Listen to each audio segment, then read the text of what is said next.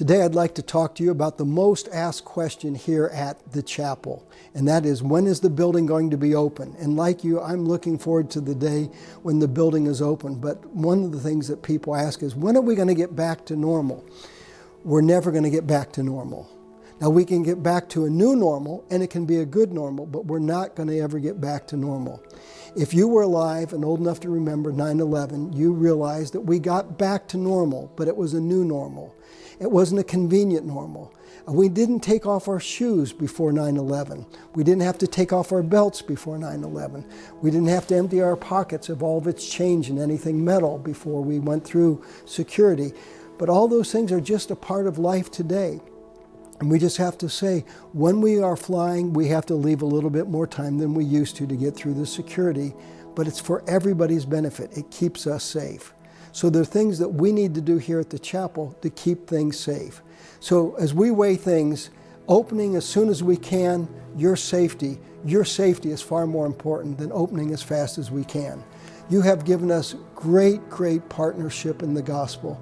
We have far more people watching online than we normally do in person. So Paul put it this way, he said, I'm bound, but the Word of God is not bound. And we're limited, but the Word of God is not limited. And you've been sharing the messages with your friends. You've invited them to join in. And we are so grateful for your partnership in the gospel. You are world changers. What I want to do is quickly run through a list of recommendations from our governor for churches to open.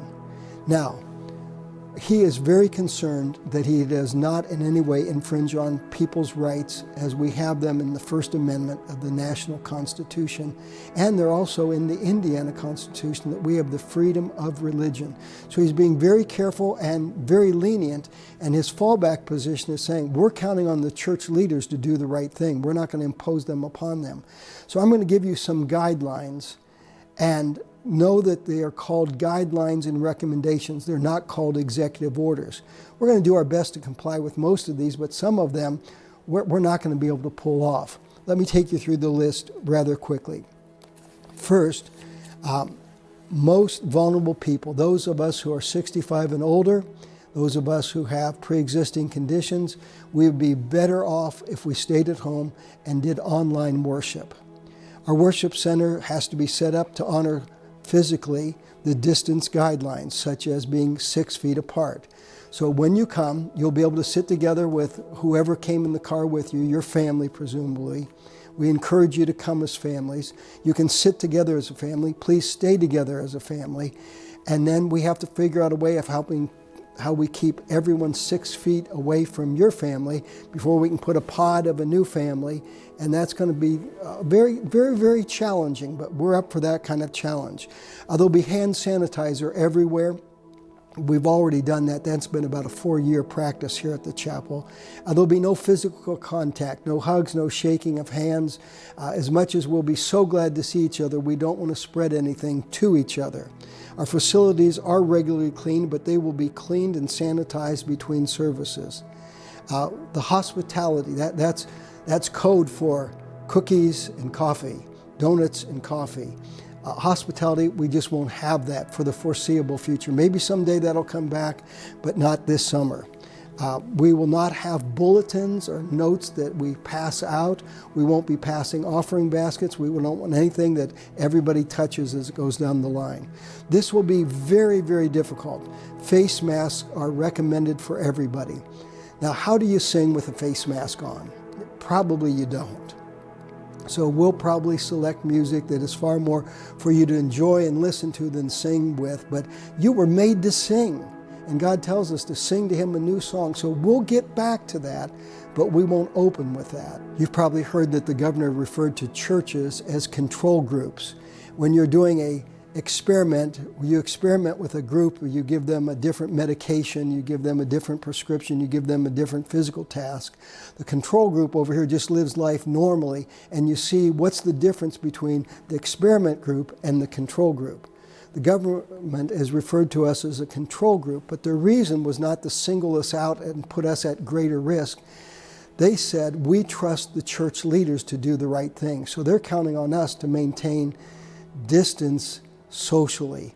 So that's going to be a little bit of a challenge. Another challenge is going to be that they recommend that we not have a choir, we not have a large worship team, because the more people breathing in air and expelling air, the more we're circulating germs and contagions. So we're going to be looking at how do we do worship and maintain our joy and our hope, while most people are going to be in face mask and few people are going to be singing. We are preparing to resume worship in our building. We're going to do the things to be ready, but we're not going to open the doors for weekend worship services until such a time as we are confident that there is a reasonably clear reduction in the number of new contagious people, the number of people dying. When those numbers are really starting to dive, then we'll be looking at opening up for weekend services. We are preparing our building so that when the day comes that we can open safely, it's ready to go. This week we're going to be considering plans to open up our building to smaller events. We'll have the responsibility of making sure that after everybody comes in, we use hand sanitizer, we clean off doors and handles and knobs and anything people would frequently touch. We just want you to know your safety is our biggest concern. So we're going to move cautiously. We don't want to be the first, we don't want to be the last, but we want to be the wisest group that we can be. A final note is this. If you're not receiving the chapel emails and would like to, please make sure you email us your address and we'll include you in our communications. If you don't have email, write us and tell us you do not have email but would like written notifications. Now I need to tell you that we move at the speed of life, and by using email we can send it out and get information back instantly. By using mail, it takes a couple days to get to you and then a couple days to get back to us. So sometimes the information may not be as timely as we would like it, but when we make a decision and we're ready to execute, we want to do that quickly, not wait till a letter gets written and mailed and stamped and you know the rest of the story. So we're trying to include everybody, be as sensitive as we can, be as safe as we can. And this is a big undertaking, and we've got a big God. He'll take care of it.